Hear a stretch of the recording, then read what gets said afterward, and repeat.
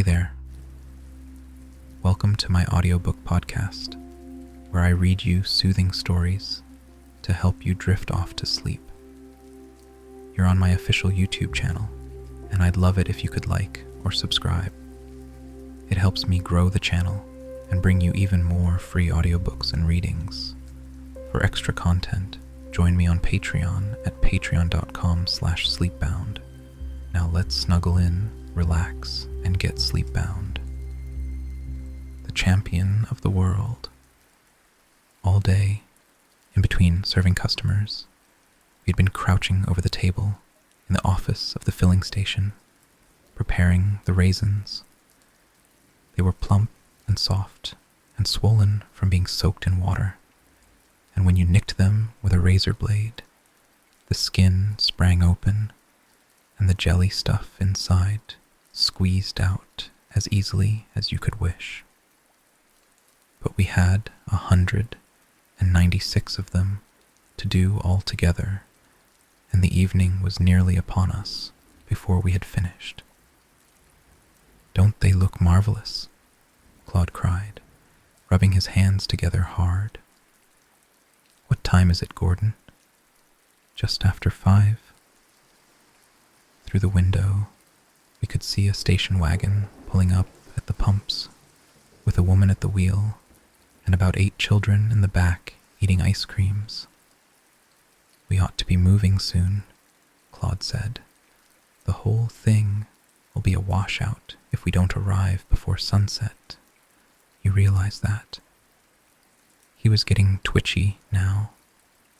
His face had the same flushed and pop-eyed look it got before a dog race, or when there was a date with Glance in the evening. We both went outside, and Claude gave the woman the number of gallons she wanted. When she had gone, he remained standing in the middle of the driveway, squinting anxiously up at the sun, which was now only the width of a man's hand above the line of trees along the crest of the ridge on the far side of the valley. "All right," I said. "Lock up." He went quickly from pump to pump, securing each nozzle in its holder with a small padlock. "You'd better take off that yellow pullover," he said. "Why should I?" "You'll be shining like a bloody beacon out there in the moonlight." "I'll be all right." "You will not," he said. "Take it off, Gordon, please. I'll see you in 3 minutes." He disappeared into his caravan behind the filling station, and I went indoors and changed my yellow pullover for a blue one.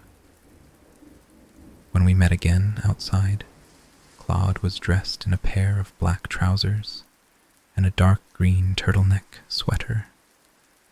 On his head, he wore a brown cloth cap with the peak pulled down low over his eyes, and he looked like an Apache actor out of a nightclub. "What's under there?" I asked, seeing the bulge at his waistline. He pulled up his sweater and showed me 2 thin but very large white cotton sacks, which were bound neat and tight around his belly. "To carry the stuff," he said darkly. "I see." "Let's go," he said. "I still think we ought to take the car. It's too risky. They'll see it parked." "But it's over 3 miles up to that wood?" "Yes," he said, "and I suppose you realize we can get 6 months in the clink if they catch us." "You never told me that." "Didn't I?" "I'm not coming," I said. "It's not worth it." "The walk will do you good, Gordon. Come on." It was a calm, sunny evening, with little wisps of brilliant white cloud hanging motionless in the sky, and the valley was cool and very quiet as the 2 of us began walking together along the grass verge on the side of the road that ran between the hills towards Oxford. You got the raisins? Claude asked. They're in my pocket. Good, he said. Marvelous. 10 minutes later, we turned left off the main road into a narrow lane with high hedges on either side, and from now on it was all uphill. How many keepers are there? I asked. 3. Claude threw away a half-finished cigarette. A minute later, he lit another. I don't usually approve of new methods, he said. Not on this sort of a job. Of course. But by God, Gordon, I think we're onto a hot one this time. You do? There's no question about it. I hope you're right. It'll be a milestone in the history of poaching, he said. But don't you go telling a single soul how we've done it, you understand? Because if this ever leaked out, we'd have every bloody fool in the district doing the same thing, and there wouldn't be a pheasant left. I won't say a word. You ought to be very proud of yourself, he went on. There's been men with brains studying this problem for hundreds of years, and not one of them's ever come up with anything even a quarter as artful as you have. Why didn't you tell me about it before? You never invited my opinion, I said, and that was the truth. In fact, up until the day before, Claude had never even offered to discuss with me the sacred subject of poaching. Often enough, on a summer's evening when work was finished, I had seen him with cap on head, sliding quietly out of his caravan and disappearing up the road towards the woods, and sometimes, watching him through the windows of the filling station, I would find myself wondering exactly what he was going to do, what wily tricks he was going to practice, all alone up there under the trees in the dead of night. He seldom came back until very late, and never, absolutely never did he bring any of the spoils with him personally on his return. But the following afternoon, and I couldn't imagine how he did it, there would always be a pheasant or a hare or a brace of partridges hanging up in the shed behind the filling station for us to eat. This summer he had been particularly active, and during the last couple of months he had stepped up the tempo to a point where he was going out 4 and sometimes 5 nights a week. But that was not all. It seemed to me that recently his whole attitude towards poaching had undergone a subtle and mysterious change. He was more purposeful about it now, more tight-lipped and intense than before, and I had the impression that this was not so much a game any longer as a crusade, a sort of private war that Claude was waging single-handed against an invisible and hated enemy. But who? I wasn't sure about this, but I had a suspicion that it was none other than the famous Mr. Victor Hazel himself, the owner of the land and the pheasants. Mr. Hazel was a local brewer with an unbelievably arrogant manner. He was rich beyond words, and his property stretched for miles along either side of the valley. He was a self-made man with no charm at all and previous few virtues. He loathed all persons of humble station, having once been one of them himself, and he strove desperately to mingle with what he believed were the right kind of folk. He rode to hounds and gave shooting parties and wore fancy waistcoats, and every weekday he drove an enormous black Rolls-Royce past the filling station on his way to the brewery. As he flashed by, we would sometimes catch a glimpse of the great glistening brewer's face above the wheel, pink as a ham, all soft and inflamed from drinking too much beer. Anyway, Yesterday afternoon, right out of the blue, Claude had suddenly said to me, "I'll be going on up to Hazel's woods again tonight. Why don't you come along?" "Who, me?" "It's about the last chance this year for pheasants," he had said. "The shooting season opens Saturday, and the birds will be scattered all over the place after that, if there's any left." "Why the sudden invitation?" I had asked, greatly suspicious. "No special reason, Gordon. No reason at all." "Is it risky?" He hadn't answered this. "I suppose you keep a gun or something hidden away up there?" "A gun!" he cried, disgusted. "Nobody ever shoots pheasants. Didn't you know that? You've only got to fire a cap pistol in Hazel's woods, and the keepers will be on you. Then how do you do it?" "Ah," he said, and the eyelids drooped over the eyes, veiled and secretive. There was a long pause. Then he said, "Do you think you could keep your mouth shut if I was to tell you a thing or two?" "Definitely." "I've never told this to anyone else in my whole life, Gordon." "I am greatly honored," I said. "You can trust me completely." He turned his head, fixing me with pale eyes. The eyes were large and wet and ox-like, and they were so near to me that I could see my own face reflected upside down in the center of each. "I am now about to let you in on the 3 best ways in the world of poaching a pheasant," he said. "And seeing that you're the guest on this little trip, I am going to give you the choice of which one you'd like us to use tonight. How's that?" "There's a catch in this." "There's no catch, Gordon. I swear it." "All right, go on." "Now, here's the thing," he said. "Here's the first big secret." He paused and took a long suck at his cigarette. "Pheasants," he whispered softly, "is crazy about raisins." "Raisins?" "Just ordinary raisins.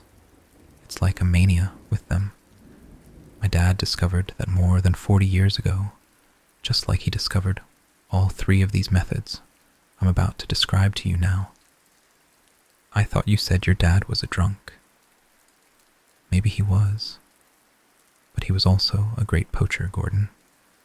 Possibly the greatest there's ever been in the history of England. My dad studied poaching like a scientist." "Is that so?" "I mean it.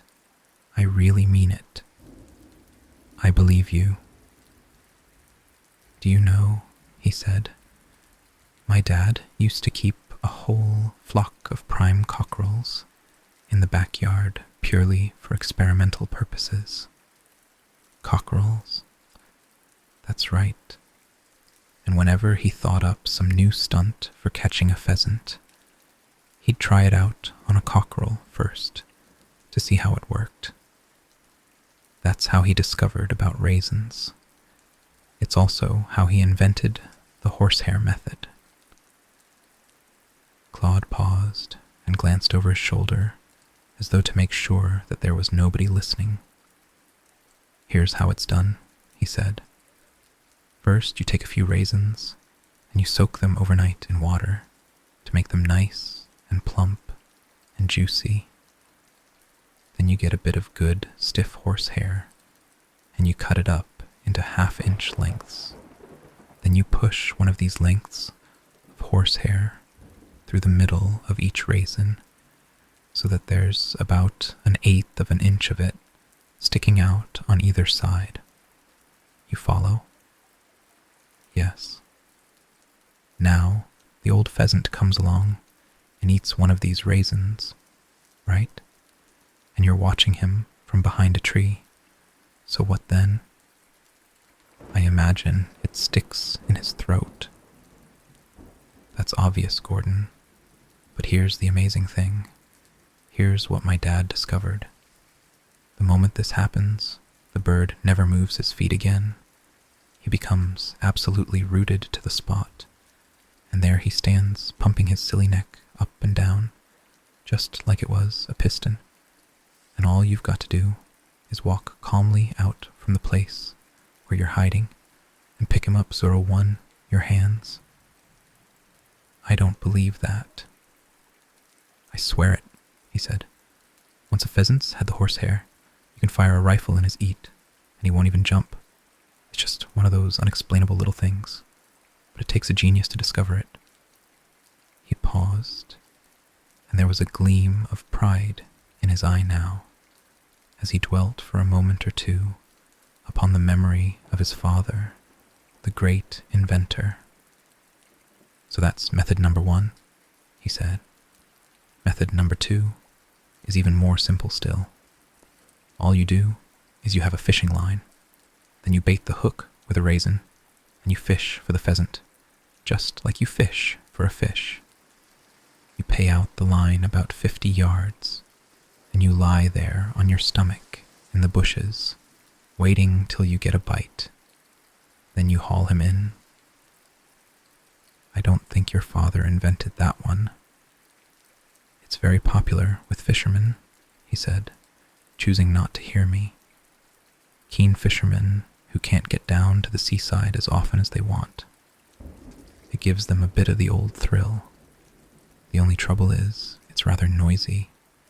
The pheasant squawks like hell as you haul him in, and then every keeper in the wood comes running.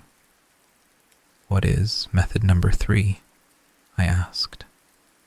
Ah, he said. Number 3's a real beauty.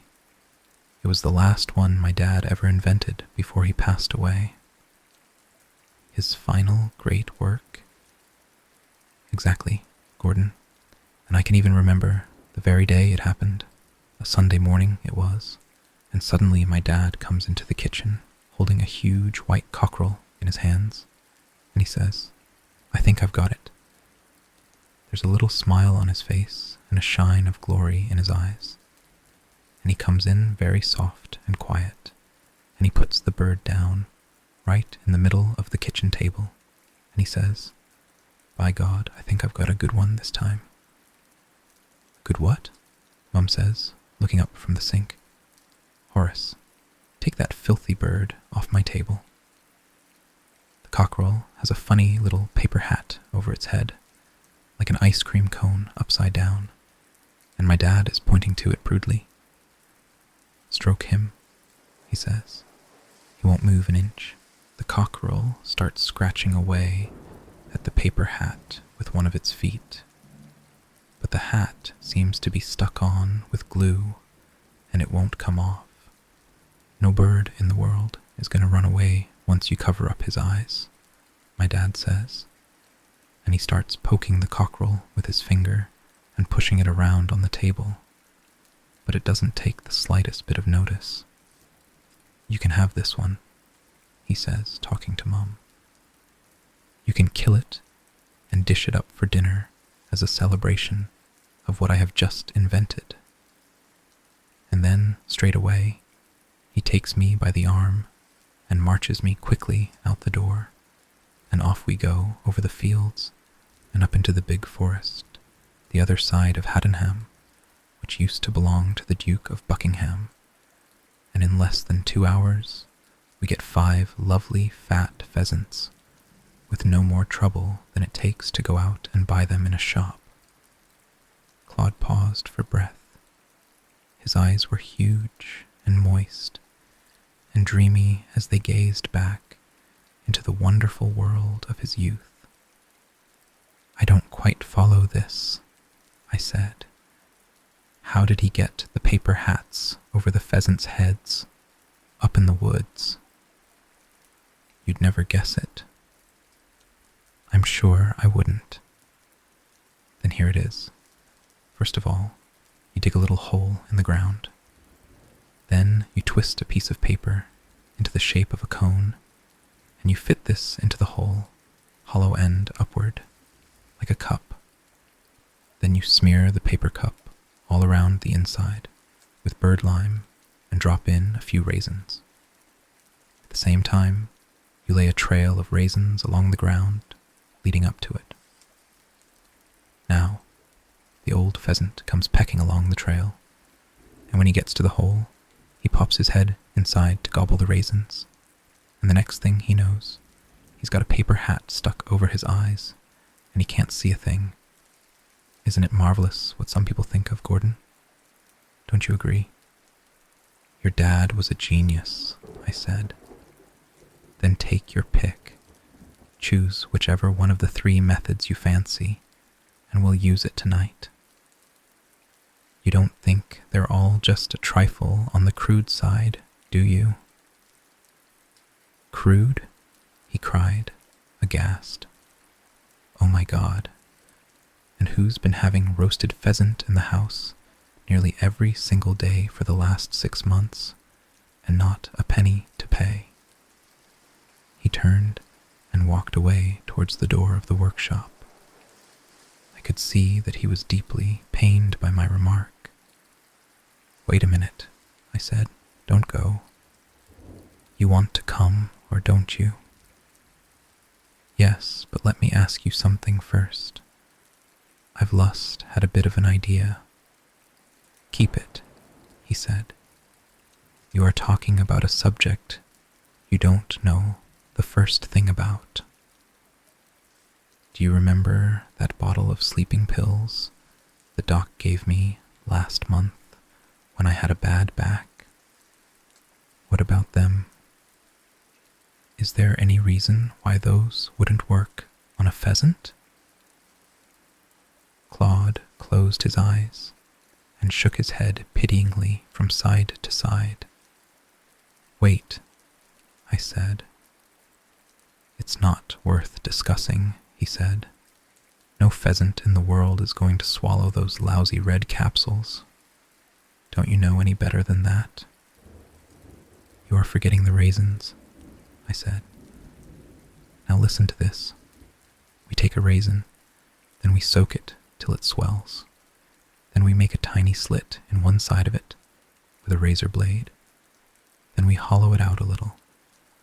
Then we open up one of my red capsules and pour all the powder into the raisin. Then we get a needle and cotton, and very carefully we sew up the slit. Now, out of the corner of my eye, I saw Claude's mouth slowly beginning to open. Now, I said, we have a nice, clean-looking raisin with 2.5 grains of seconal inside it. And let me tell you something now. That's enough dope to knock the average mole unconscious. Never mind about birds. I paused for 10 seconds to allow the full impact of this to strike home. What's more, with this method, we could operate on a really grand scale. We could prepare 20 raisins, if we felt like it, and all we'd have to do is scatter them around the feeding grounds at sunset, and then walk away. Half an hour later, we'd come back, and the pills would be beginning to work, and the pheasants would be up in the trees by then, roosting, and they'd be starting to feel groggy, and they'd be wobbling and trying to keep their balance. And soon, every pheasant that had eaten one single raisin would keel over unconscious and fall to the ground. My dear boy, they'd be dropping out of the trees like apples, and all we'd have to do is walk around picking them up. Claude was staring at me, rapt. Oh, Christ, he said softly. And they'd never catch us either. We'd simply stroll through the woods, dropping a few raisins here and there as we went, and even if they were watching us, they wouldn't notice anything. Gordon, he said, laying a hand on my knee and gazing at me with eyes large and bright as 2 stars. If this thing works, it will revolutionize poaching. I'm glad to hear it. How many pills have you got left? He asked. 49. There were 50 in the bottle, and I've only used 1. 49's not enough. We want at least 200. Are you mad? I cried. He walked slowly away and stood by the door, with his back to me, gazing at the sky. 200's the bare minimum, he said quietly. There's really not much point in doing it, unless we have 200. What is it now? I wondered. What the hell's he trying to do? This is the last chance we'll have before the season opens, he said. I couldn't possibly get any more. You wouldn't want us to come back empty-handed, would you? But why so many? Claude turned his head and looked at me with large, innocent eyes. Why not? He said gently. Do you have any objection? My God, I thought suddenly. The crazy bastard is out to wreck Mr. Victor Hazel's opening day shooting party. You get us 200 of those pills, he said, and then it'll be worth doing. I can't. You could try, couldn't you? Mr. Hazel's party took place on the 1st of October every year, and it was a very famous event.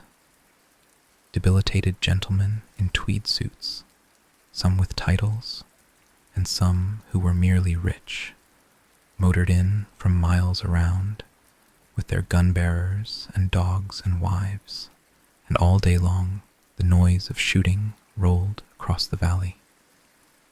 There were always enough pheasants to go round, for each summer the woods were methodically restocked with dozens and dozens of young birds at incredible expense. I had heard it said that the cost of rearing and keeping each pheasant up to the time when it was ready to be shot was well over £5, which is approximately the price of 200 loaves of bread. But to Mr. Hazel, it was worth every penny of it. He became, if only for a few hours, a big cheese in a little world. And even the Lord Lieutenant of the county slapped him on the back and tried to remember his first name when he said goodbye. How would it be if we just reduced the dose? Claude asked. Why couldn't we divide the contents of 1 capsule among 4 raisins? I suppose you could if you wanted to. But would a quarter of a capsule be strong enough for each bird? One simply had to admire the man's nerve. It was dangerous enough to poach a single pheasant up in those woods at this time of year, and here he was planning to knock off the bloody lot. A quarter would be plenty, I said. You're sure of that? Work it out for yourself. It's all done by body weight. You'd still be giving about 20 times more than is necessary. Then we'll quarter the dose, he said, rubbing his hands. He paused and calculated for a moment. We'll have 196 raisins. Do you realize what that involves? I said. They'll take hours to prepare. What of it? He cried. We'll go tomorrow instead. We'll soak the raisins overnight, and then we'll have all morning and afternoon to get them ready. And that was precisely what we did.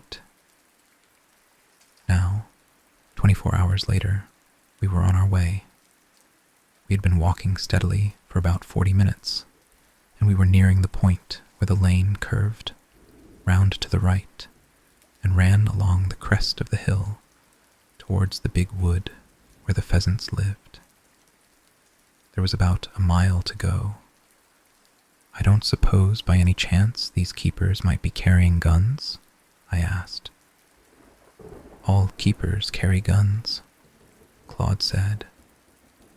I had been afraid of that. It's for the vermin, mostly. Of course, there's no guarantee they won't take a pot at a poacher now and again. You're joking? Not at all. But they only do it from behind. Only when you're running away. They like to pepper you in the legs at about 50 yards. They can't do that, I cried. It's a criminal offense. So is poaching, Claude said. We walked on a while in silence.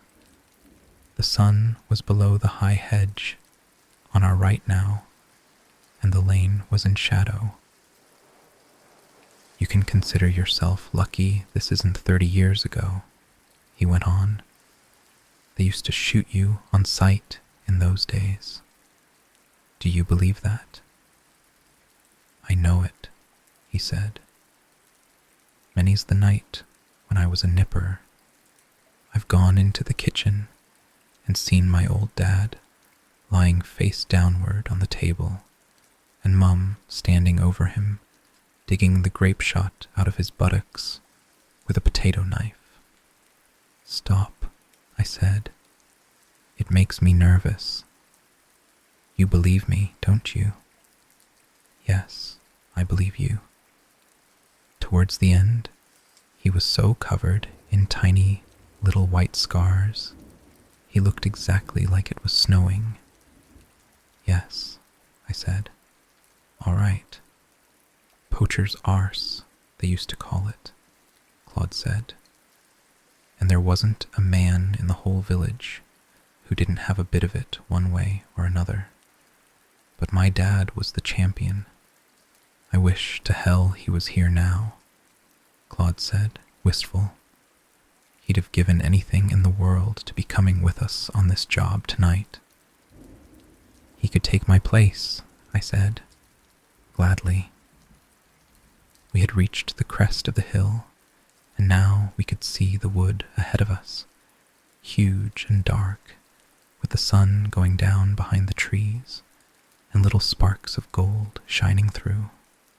You'd better let me have those raisins, Claude said. I gave him the bag, and he slid it gently into his trouser pocket. No talking once we're inside, he said. Just follow me and try not to go snapping any branches. 5 minutes later, we were there. The lane ran right up to the wood itself, and then skirted the edge of it for about 300 yards, with only a little hedge between. Claude slipped through the hedge on all fours, and I followed.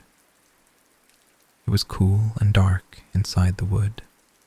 No sunlight came in at all.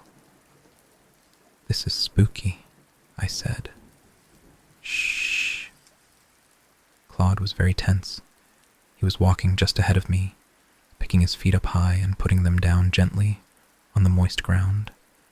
He kept his head moving all the time, the eyes sweeping slowly from side to side, searching for danger.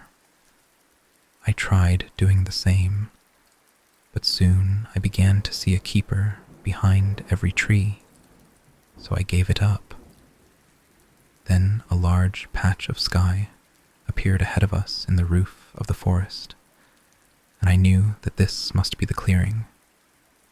Claude had told me that the clearing was the place where the young birds were introduced into the woods in early July, where they were fed and watered and guarded by the keepers, and where many of them stayed from force of habit until the shooting began. There are always plenty of pheasants in the clearing, he had said. Keepers, too, I suppose. Yes, but there's thick bushes all around, and that helps. We were now advancing in a series of quick crouching spurts, running from tree to tree, and stopping and waiting and listening and running on again. And then, at last, we were kneeling safely behind a big clump of alder right on the edge of the clearing, and Claude was grinning and nudging me in the ribs and pointing through the branches at the pheasants. The place was absolutely stiff with birds. There must have been 200 of them, at least, strutting around among the tree stumps. "You see what I mean?" Claude whispered. It was an astonishing sight, a sort of poacher's dream come true, and how close they were. Some of them were not more than 10 paces from where we knelt. The hens were plump and creamy brown, and they were so fat their breast feathers almost brushed the ground as they walked. The cocks were slim and beautiful, with long tails and brilliant red patches around the eyes, like scarlet spectacles. I glanced at Claude. His big, ox-like face was transfixed in ecstasy. The mouth was slightly open, and the eyes had a kind of glazy look about them as they stared at the pheasants. I believe that all poachers react in roughly the same way as this on sighting game. They are like women who sight large emeralds in a jeweler's window, the only difference being that the women are less dignified in the methods they employ later on to acquire the loot. Poacher's arse is nothing to the punishment that a female is willing to endure. "Aha," Claude said softly. "You see the keeper?" "Where?" "Over the other side, by that big tree. Look carefully." "My God." "It's all right. He can't see us." We crouched close to the ground, watching the keeper. He was a smallish man, with a cap on his head and a gun under his arm. He never moved.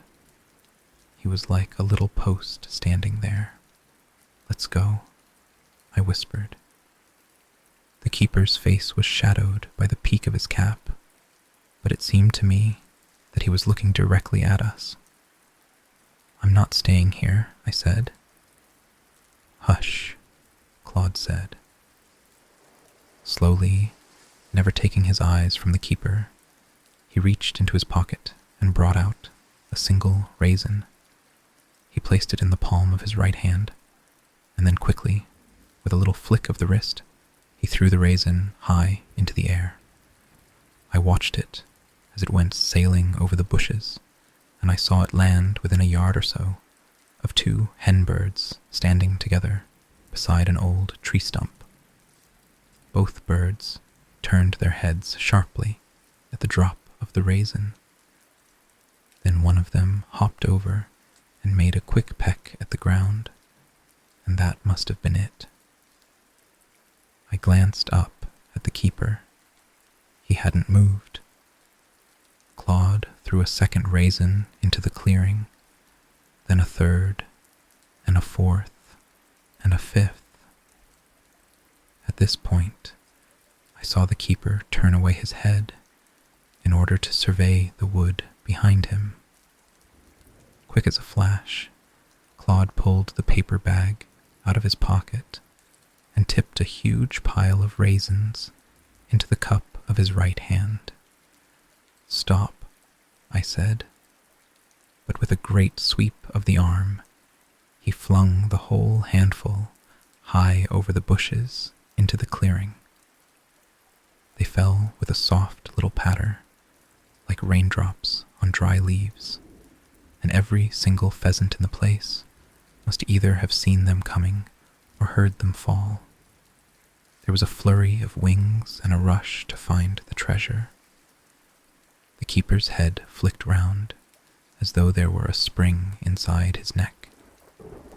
The birds were all pecking away madly at the raisins. The keeper took 2 quick paces forward, and for a moment I thought he was going to investigate. But then he stopped, and his face came up, and his eyes began traveling slowly around the perimeter of the clearing. "Follow me," Claude whispered, "and keep down." He started crawling away swiftly on all fours, like some kind of a monkey. I went after him. He had his nose close to the ground, and his huge, tight buttocks were winking at the sky, and it was easy to see now how poacher's arse had come to be an occupational disease among the fraternity. We went along like this for about 100 yards. "Now run," Claude said. We got to our feet and ran, and a few minutes later we emerged through the hedge into the lovely open safety of the lane. "It went marvelous," Claude said, breathing heavily. "Didn't it go absolutely marvelous?" The big face was scarlet and glowing with triumph. "It was a mess," I said. "What?" he cried. "Of course it was. We can't possibly go back now. That keeper knows there was someone there." "He knows nothing," Claude said. "In another 5 minutes, it'll be pitch dark inside the wood, and he'll be sloping off home to his supper. I think I'll join him." "You're a great poacher," Claude said. He sat down on the grassy bank under the hedge and lit a cigarette. The sun had set now, and the sky was a pale smoke blue, faintly glazed with yellow. In the woods behind us, the shadows and the spaces in between the trees were turning from gray to black. "How long does a sleeping pill take to work?" Claude asked. "Look out," I said. "There's someone coming." The man had appeared, suddenly and silently, out of the dusk, and he was only 30 yards away when I saw him. "Another bloody keeper," Claude said. We both looked at the keeper as he came down the lane towards us.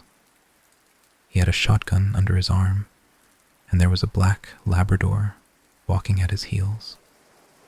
He stopped when he was a few paces away, and the dog stopped with him and stayed behind him, watching us through the keeper's legs. "Good evening," Claude said, nice and friendly. This one was a tall, bony man, about 40, with a swift eye and a hard cheek, and hard, dangerous hands. "I know you," he said softly, coming closer. "I know the both of you." Claude didn't answer this. "You're from the filling station, right?" His lips were thin and dry, with some sort of a brownish crust over them. "You're Cubbage and Hawes, and you're from the filling station on the main road, right?" "What are we playing?" Claude said. 20 questions?" The keeper spat out a big gob of spit, and I saw it go floating through the air and land with a plop on a patch of dry dust 6 inches from Claude's feet. It looked like a little baby oyster lying there. "Beat it," the man said. "Go on. Get out." Claude sat on the bank, smoking his cigarette and looking at the gob of spit. "Go on," the man said. "Get out." When he spoke, the upper lip lifted above the gum, and I could see a row of small, discolored teeth, one of them black, the others quince and ochre. "This happens to be a public highway," Claude said. "Kindly do not molest us." The keeper shifted the gun from his left arm to his right. "You're loitering," he said, with intent to commit a felony I could run you in for that." "No, you couldn't," Claude said. All this made me rather nervous. "I've had my eye on you for some time," the keeper said, looking at Claude. "It's getting late," I said. "Shall we stroll on?" Claude flipped away his cigarette and got slowly to his feet. "All right," he said. "Let's go." We wandered off down the lane the way we had come, leaving the keeper standing there, and soon the man was out of sight in the half-darkness behind us. "That's the head keeper," Claude said. "His name is Rabbits." "Let's get the hell out," I said. "Come in here," Claude said. There was a gate on our left, leading into a field, and we climbed over it and sat down behind the hedge. "Mr. Rabbits is also due for his supper," Claude said. "You mustn't worry about him." We sat quietly behind the hedge, waiting for the keeper to walk past us on his way home. A few stars were showing, and a bright 3/4 moon was coming up over the hills behind us in the east. "Here he is," Claude whispered. "Don't move." The keeper came loping softly up the lane, with the dog padding quick and soft-footed at his heels, and we watched them through the hedge as they went by. "He won't be coming back tonight," Claude said. "How do you know that?" "A keeper never waits for you in the wood if he knows where you live. He goes to your house and hides outside and watches for you to come back." "No, it isn't. Not if you dump the loot somewhere else before you go home. He can't touch you then." "What about the other one? The one in the clearing?" "He's gone too. You can't be sure of that. I've been studying these bastards for months, Gordon. Honest, I have. I know all their habits. There's no danger." Reluctantly, I followed him back into the wood. It was pitch dark in there now, and very silent, and as we moved cautiously forward, the noise of our footsteps seemed to go echoing around the walls of the forest as though we were walking in a cathedral. "Here's where we threw the raisins," Claude said. I peered through the bushes.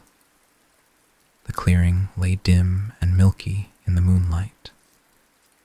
"You're quite sure the keeper's gone?" "I know he's gone." I could just see Claude's face under the peak of his cap, the pale lips, the soft pale cheeks, and the large eyes with a little spark of excitement dancing slowly in each. "Are they roosting?" "Yes." "Whereabouts?" "All around. They don't go far." "What do we do next?" "We stay here and wait. I brought you a light," he added, and he handed me one of those small pocket flashlights shaped like a fountain pen. "You may need it." I was beginning to feel better. "Shall we see if we can spot some of them sitting in the trees?" I said. "I should like to see how they look when they're roosting." "This isn't a nature study," Claude said. "Please be quiet." We stood there for a long time, waiting for something to happen. "I've just had a nasty thought," I said. "If a bird can keep its balance on a branch when it's asleep, then surely there isn't any reason why the pills should make it fall down." Claude looked at me quick. "After all," I said, "it's not dead. It's still only sleeping." "It's doped," Claude said. "But that's just a deeper sort of sleep. Why should we expect it to fall down just because it's in a deeper sleep?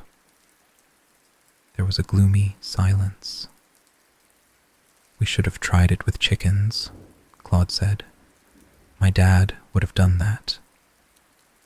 Your dad was a genius, I said. At that moment, there came a soft thump from the wood behind us. Hey, shh. We stood, listening. Thump. There's another. It was a deep, muffled sound, as though a bag of sand had been dropped from about shoulder height. Thump. They're pheasants, I cried. Wait. I'm sure they're pheasants. Thump. Thump. You're right. We ran back into the wood. Where were they? Over here. 2 of them were over here. I thought they were this way. Keep looking, Claude shouted. They can't be far. We searched for about a minute. Here's one, he called. When I got to him, he was holding a magnificent cockbird in both hands. We examined it closely with our flashlights. It's doped to the gills, Claude said. It's still alive. I can feel its heart, but it's doped to the bloody gills. Thump. There's another. Thump, thump. 2 more. Thump, thump, thump, thump. Jesus Christ. Thump, thump, thump, thump, thump, thump. All around us, the pheasants were starting to rain down out of the trees. We began rushing around madly in the dark, sweeping the ground with our flashlights. Thump, thump, thump. This lot fell almost on top of me. I was right under the tree as they came down, and I found all 3 of them immediately, 2 cocks and a hen. They were limp and warm, the feathers wonderfully soft to the hand. Where shall I put them? I called out. I was holding them by the legs. Lay them here, Gordon. Just pile them up here, where it's light. Claude was standing on the edge of the clearing, with the moonlight streaming down all over him, and a great bunch of pheasants in each hand. His face was bright, his eyes big and bright and wonderful, and he was staring around him like a child who has just discovered that the whole world is made of chocolate. Thump, thump, thump. I don't like it, I said. It's too many. It's beautiful, he cried, and he dumped the birds he was carrying and ran off to look for more. Thump, thump, thump, thump, thump. It was easy to find them now. There were 1 or 2 lying under every tree. I quickly collected 6 more, 3 in each hand, and ran back and dumped them with the others. Then 6 more, then 6 more after that, and still they kept falling. Claude was in a whirl of ecstasy now, dashing about like a mad ghost under the trees. I could see the beam of his flashlight waving around in the dark, and each time he found a bird, he gave a little yelp of triumph. Thump, thump, thump. That bugger Hazel ought to hear this, he called out. Don't shout, I said. It frightens me. What's that? Don't shout. There might be keepers. Screw the keepers, he cried. They're all eating.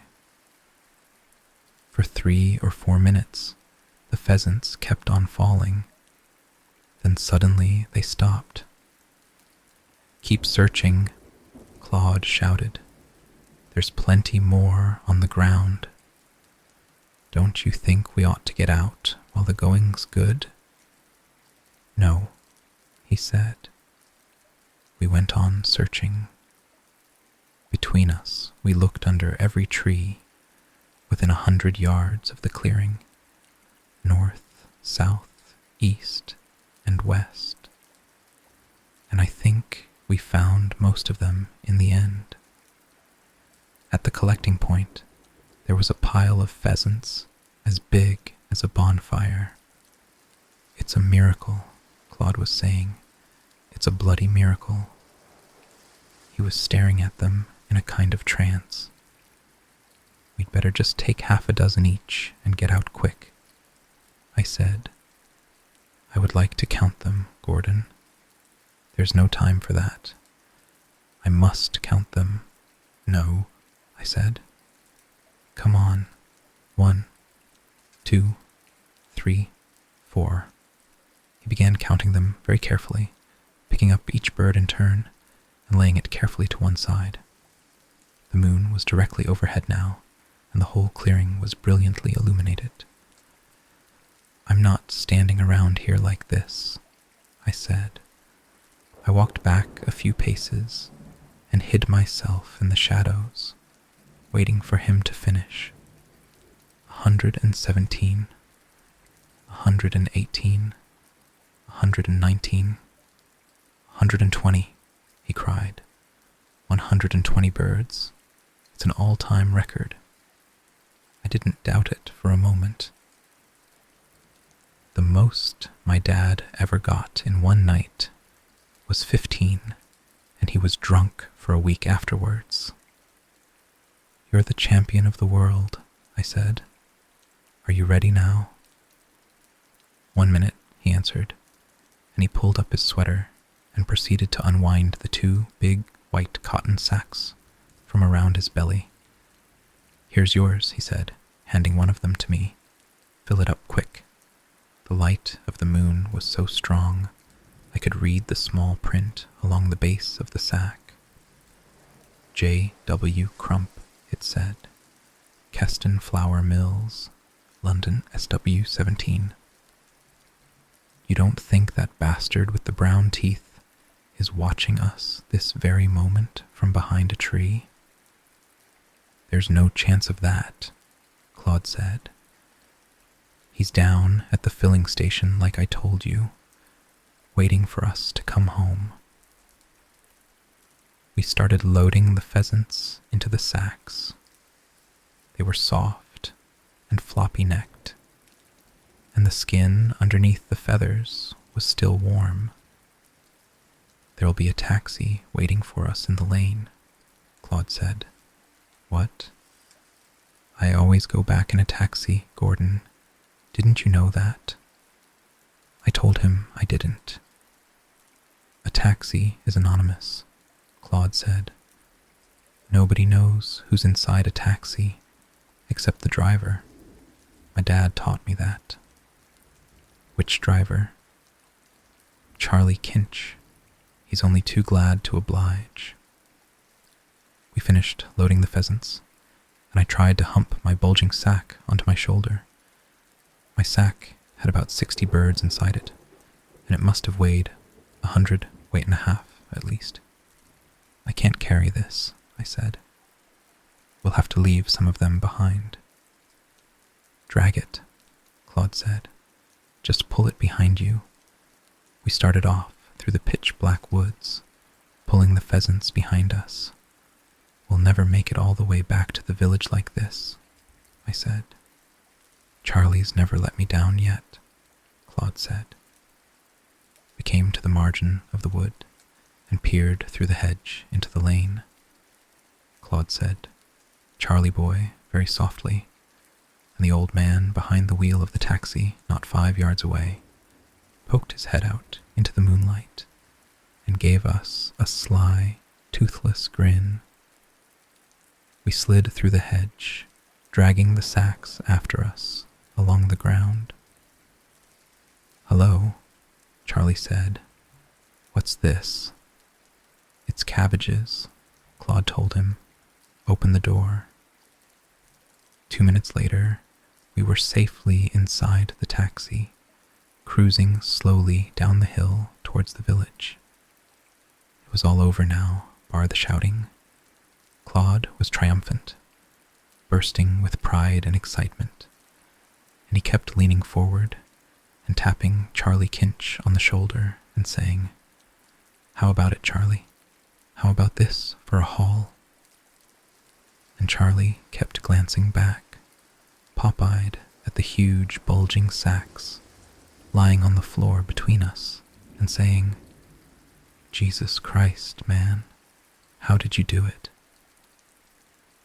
"There's 6 brace of them for you, Charlie," Claude said. And Charlie said, "I reckon pheasants is going to be a bit scarce up at Mr. Victor Hazel's opening day shoot this year." And Claude said, "I imagine they are, Charlie. I imagine they are." "What in God's name are you going to do with 120 pheasants?" I asked. "Put them in cold storage for the winter," Claude said. "Put them in with the dog meat in the deep freeze at the filling station." "Not tonight, I trust." "No, Gordon, not tonight. We leave them at Bessie's house tonight." "Bessie who?" "Bessie Organ." "Bessie Organ." "Bessie always delivers my game. Didn't you know that?" "I don't know anything," I said. I was completely stunned. Mrs. Organ was the wife of the Reverend Jack Organ, the local vicar. "Always choose a respectable woman to deliver your game," Claude announced. "That's correct, Charlie, isn't it?" "Bessie's a right smart girl," Charlie said. We were driving through the village now, and the street lamps were still on, and the men were wandering home from the pubs. I saw Will Prattley letting himself in quietly by the side door of his fishmonger's shop, and Mrs. Prattley's head was sticking out of the window just above him, but he didn't know it. The taxi turned left and swung in through the gates of the vicarage. There were no lights on in the house, and nobody met us. Claude and I dumped the pheasants in the coal shed at the rear, and then we said goodbye to Charlie Cinch and walked back in the moonlight to the filling station, empty-handed. Whether or not Mr. Rabbits was watching us as we went in, I do not know. We saw no sign of him. "Here she comes," Claude said to me the next morning. "Who?" "Bessie. Bessie Organ." He spoke the name proudly and with a slight proprietary air, as though he were a general referring to his bravest officer. I followed him outside. "Down there," he said, pointing. Far away down the road, I could see a small female figure advancing towards us. "What's she pushing?" I asked. Claude gave me a sly look. "There's only one safe way of delivering game," he announced, "and that's under a baby." "Yes," I murmured. "Yes, of course. That'll be young Christopher Organ in there, aged 1.5. He's a lovely child, Gordon." I could just make out the small dot of a baby sitting high up in the pram, which had its hood folded down. "There's 60 or 70 pheasants at least under that little nipper," Claude said happily. "You just imagine that. You can't put 60 or 70 pheasants in a pram. You can if it's got a deep well underneath it, and if you take out the mattress and pack them in tight, right up to the top, all you need then is a sheet. You'll be surprised how little room a pheasant takes up when it's limp. We stood beside the pumps, waiting for Bessie Organ to arrive. It was one of those warm, windless September mornings, with a darkening sky and a smell of thunder in the air. Right through the village, bold as brass, Claude said, "Good old Bessie. She seems in rather a hurry to me." Claude lit a new cigarette from the stub of the old one. "Bessie is never in a hurry," he said. "She certainly isn't walking normal," I told him. "You look." He squinted at her through the smoke of his cigarette. Then he took the cigarette out of his mouth and looked again. "Well," I said, "she does seem to be going a tiny bit quick, doesn't she?" He said carefully, "She's going damn quick." There was a pause. Claude was beginning to stare very hard at the approaching woman. "Perhaps she doesn't want to be caught in the rain, Gordon. I'll bet that's exactly what it is. She thinks it's going to rain, and she don't want the baby to get wet. Why doesn't she put the hood up?" He didn't answer this. "She's running," I cried. "Look." Bessie had suddenly broken into a full sprint. Claude stood very still, watching the woman, and in the silence that followed, I fancied I could hear a baby screaming. "What's up?" He didn't answer. "There's something wrong with that baby," I said. "Listen." At this point, Bessie was about 200 yards away from us, but closing fast. "Can you hear him now?" I said. "Yes." "He's yelling his head off." The small, shrill voice in the distance was growing louder every second, frantic, piercing, non-stop, almost hysterical. "He's having a fit," Claude announced. "I think he must be." "That's why she's running, Gordon. She wants to get him in here quick and put him under a cold tap." "I'm sure you're right," I said. "In fact, I know you're right. Just listen to that noise. If it isn't a fit, you can bet your life it's something like it." "I quite agree." Claude shifted his feet uneasily on the gravel of the driveway. "There's 1,001 different things keep happening every day to little babies like that," he said. "Of course. I knew a baby once who caught his fingers in the spokes of the pram wheel. He lost the lot. It cut them clean off." "Yes." "Whatever it is," Claude said, "I wish to Christ she'd stop running." A long truck loaded with bricks came up behind Bessie, and the driver slowed down and poked his head out the window to stare. Bessie ignored him and flew on, and she was so close. Now I could see her big red face with the mouth wide open, panting for breath. I noticed she was wearing white gloves on her hands, very prim and dainty, and there was a funny little white hat to match, perched right on the top of her head, like a mushroom.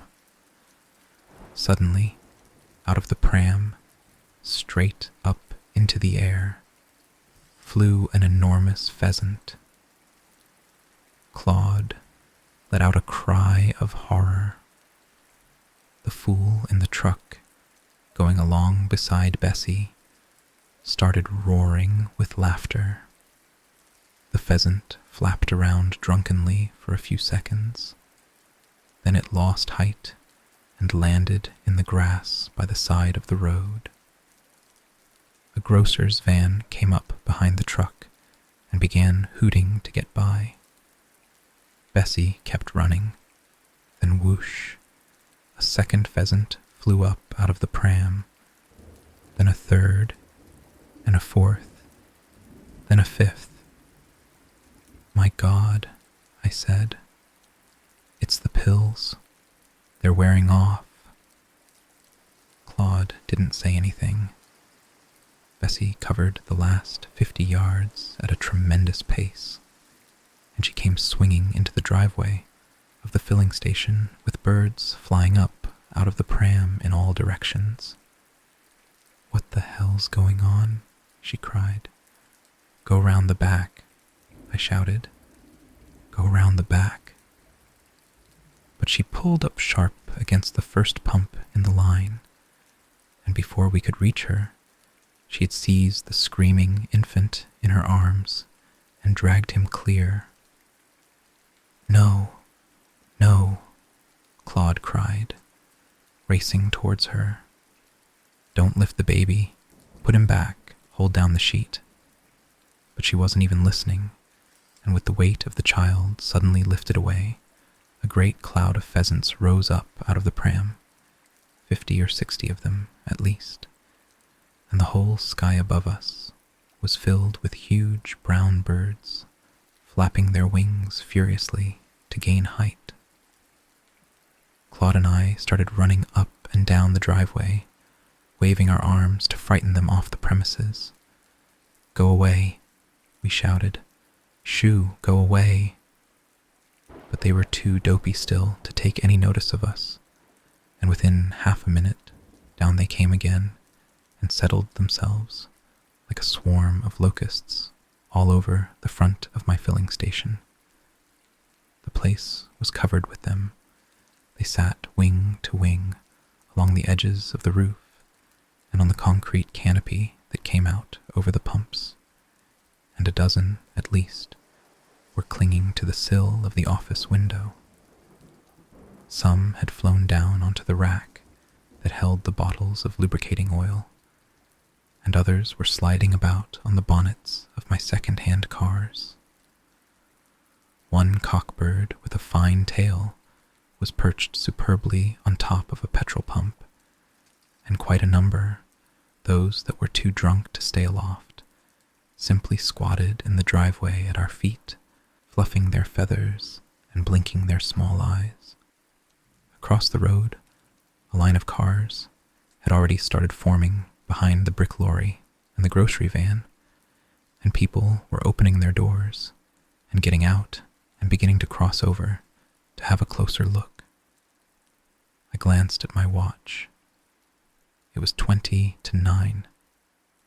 Any moment now, I thought, a large black car is going to come streaking along the road from the direction of the village, and the car will be a Rolls, and the face behind the wheel will be the great, glistening brewer's face of Mr. Victor Hazel. They near pecked him to pieces, Bessie was shouting, clasping the screaming baby to her bosom. "You go on home, Bessie," Claude said, white in the face. "Lock up," I said. "Put out the sign. We've gone for the day. I wish you a night filled with serene dreams and restful sleep. Good night, until we meet again in another tale. Rest well."